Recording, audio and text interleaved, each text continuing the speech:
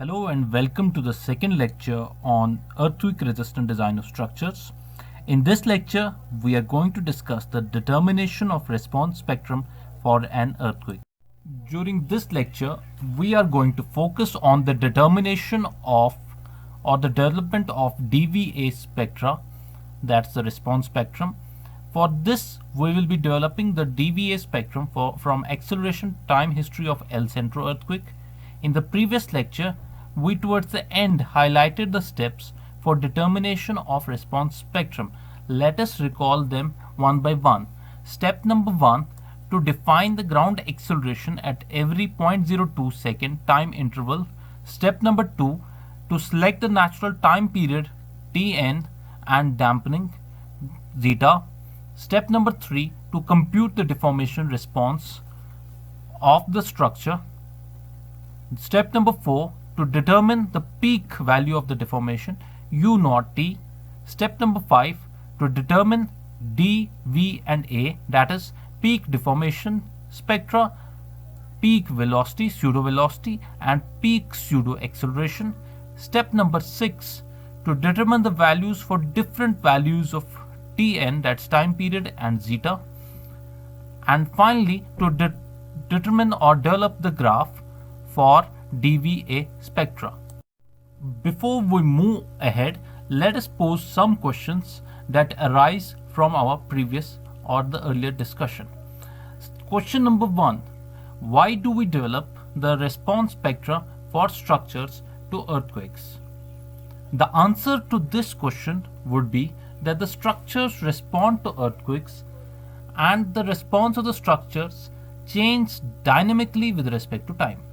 However, if the analysis of the structures to the dynamic loads, which are of varying magnitudes, varying epicentral distances and with varying depths is done, it's not easy. The best response for analysis and design purposes for structures is the determination of maximum or peak value of response quantities. Now, what is the peak value here? The peak value is a static value and changes only with respect to response of all the buildings. So, for an area where an earthquake occurs, one can determine the response of all the buildings if the peak value of the response of the building is plotted with respect to time period of the buildings.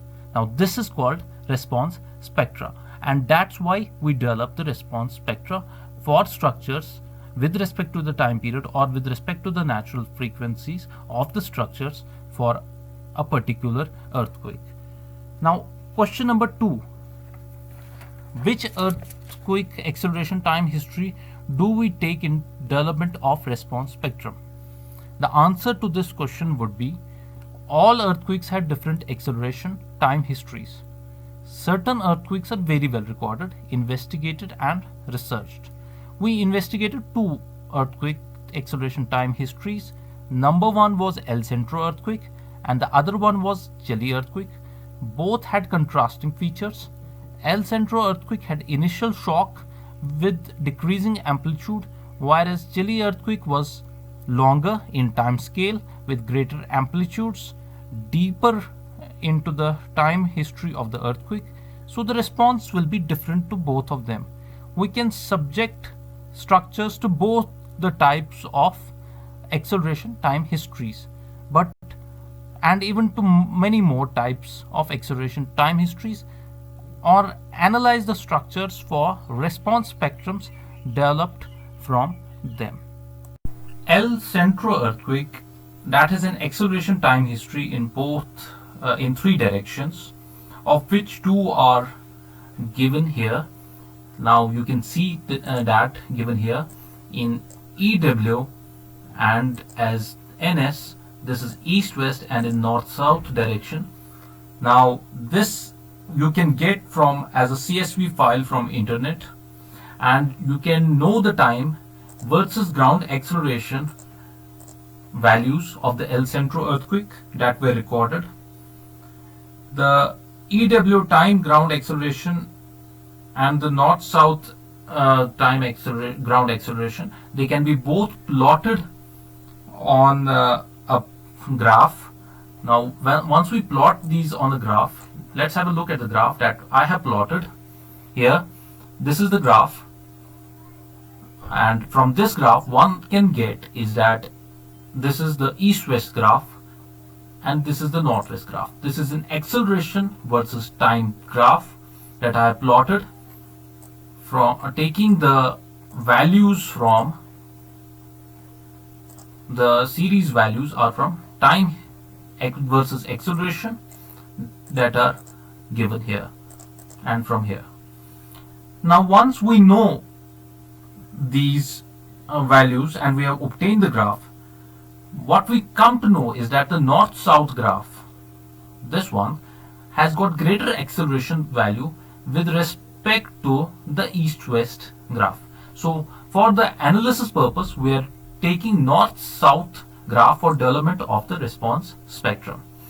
Now this is the north-south graph of the time versus ground acceleration, and this same has been plotted here in the Excel file from acceleration time history. Now taking north-south graph for development of a response spectrum, what we can take is a sample one-story, one-bay frame that's given somewhere here. This is the bay frame here, given here. This is a one-story, one-way bay frame which is subjected to a load P, and this load P will be equal to M into UG double dot. That is, it's equal to the mass of the structure into the ground acceleration, the acceleration of the ground.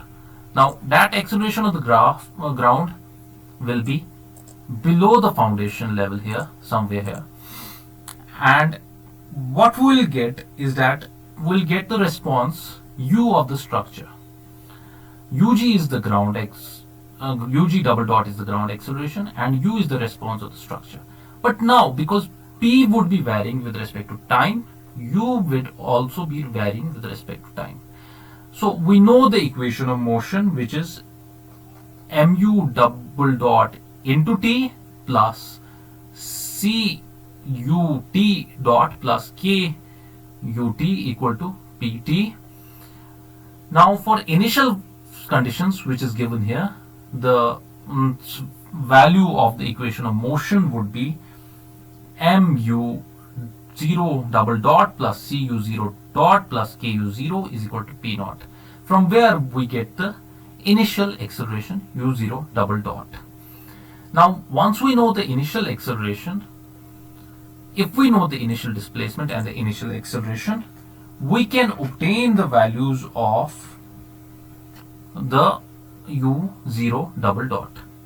Now for quite easy to make the analysis quite simple, we treat all three of these values to be equal to 0. That's u0, u0 dot and u0 double dot are all equal to 0.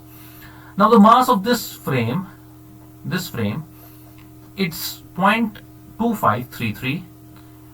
K is the stiffness, it's 10. Omega is the natural frequency that we can obtain from under root K by M, it's 6.28, and time period is 1 second. C, and that would be equal to 2 pi by omega n. Now C would be equal to 0.16 for this structure. Once we know these values, now what is to be done? Now the time increment of our study, that is 0.02 seconds. The value here is 0.02 of the time, and here it's 0. So the increment of time between two intervals is 0.02 seconds. Now what is the load P? The load is mu into, so I have multiplied, this is the ground acceleration ug double dot, and this is the load P. Now load P is mass 0.253 into E3. E3 is this value. Similarly, once we extend this from here, we can get the other values, 0.253 into E4. This is by extension, once we extend this. So we can extrapolate the formula to the next increment of time. So thereby we have obtained the value of P, the load P. So I extend this for all time range. Next, if we are using the central difference method to solve this equation, what we need to do is that from the central difference method, first of all we obtain u minus 1 from central difference method, which is equal to this equation. This would be equal to 0 here. Then next we obtain k hat. K hat from central difference method, if you look into the numerical methods, one of them is the central difference method, which you must have studied in dynamics. K hat is m by delta t square plus c by 2 delta t, and you get this value once you input the value of m, delta t equal to 0.02, and the value of c. Next we obtain a. The value of a comes to be 629. Next we obtain b. The value of b comes to be minus 1256 in 0.5. Once we have obtained all these values, what we can obtain is pi hat, which is equal to pi minus a ui minus 1 minus b ui. So the first value of pi hat that I have put here, which for I equal to 1 here, what you get is an equation equal to f3 minus f3 here is pi minus a. The value of a is given here, minus 629 into ui minus 1 for the first condition is 0 minus the value of b, which is minus 1256.5 into I3. I3 here is u, the value of ui. Alright, so that for ui for the first condition. Thereby we have obtained the value of pi hat for the first condition. For the second condition, we'll rewrite the equation. It will be equal to f4, that's pi, minus the value of a, 629.27, into I3. I3 is the value of ui here, which for ui minus 1, that is 0 here, minus b, the value of b, into I4, that's now the value of ui. So once we have obtained, then we'll extend this formula to all other conditions, and we have obtained this, the values of pi hat for all the conditions. Next, finally, what we need to determine is the value of ui. Now, how do we determine the value of ui? It's ui plus 1 is equal to pi hat by k. Knowing this, ui can be obtained. So it will be pi hat divided by k. For the initial condition, ui is equal to 0. And for the other conditions, you will take this formula G3, that's ui pi hat divided by the value of k hat, which is 637.23. Thereby we have obtained one. Then we can extend this formula and we'll get the values of ui. Once knowing the values of ui, you are actually getting the values of deformation. The values of deformation varying with respect to the time t here. So thereby we can plot the deformation with respect to time period, and this is the graph that we are getting. This is deformation or displacement of the structure, a single base structure, which has a time period of 1 second, and this is the response of the structure to the ground motion from the Centro earthquake that I have plotted here. If I zoom it up, this is up till 60 seconds. If I zoom it up till 20 seconds, I can get a closer picture of how the deformation patterns are happening in the structure. And this I have zoomed up to 20 seconds. Now, having obtained the values of UI, the maximum value of the deformation that we are getting from here, you can put the formula max of I3 till I5017, and I3 here is this value here up till 5017, that's the last value. Up till here I have determined the maximum value of the deformation, and that's equal to this value. Thereby, once we have obtained the maximum value of the displacement, this is for time period of the structure, which was 1 second. Similarly, I have repeatedly determined the values of maximum displacement for different time periods, and I have plotted the time period. For 1 second it was 0.013, for 0.3 seconds it was 0.001, for 2 seconds it was 0.017, for 50 seconds it was 0.033, for different time periods of the structures. Now, how do you vary the time period of the structure? You vary the time period of the structure by varying the values of K and M of the structure. Similarly, we can obtain the values of the pseudo velocity V. Now, pseudo velocity V will be equal to 2 into pi 3.14 into the value of B3, which is displacement, divided by the time period of the structure, which is A3 here, which is 1 second. So thereby we have obtained the values for all maximum V values for different time periods. Similarly, the maximum pseudo acceleration. Now, how do we determine that?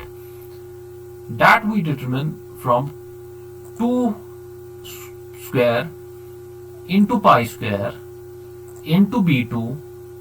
B2 here is maximum displacement divided by the time period Tn square. Thereby we get the maximum A value as obtained here. Thereafter we plot all of these. We plot the peak D value with respect to the time period on a logarithmic scale. I have plotted this and obtained this value of the time period. Next, I plotted the peak V value here with respect to the changing time period on a logarithmic scale. I got this value. Next, I plotted the peak acceleration value changing with respect to time period, and I got this value. Having obtained all these three values,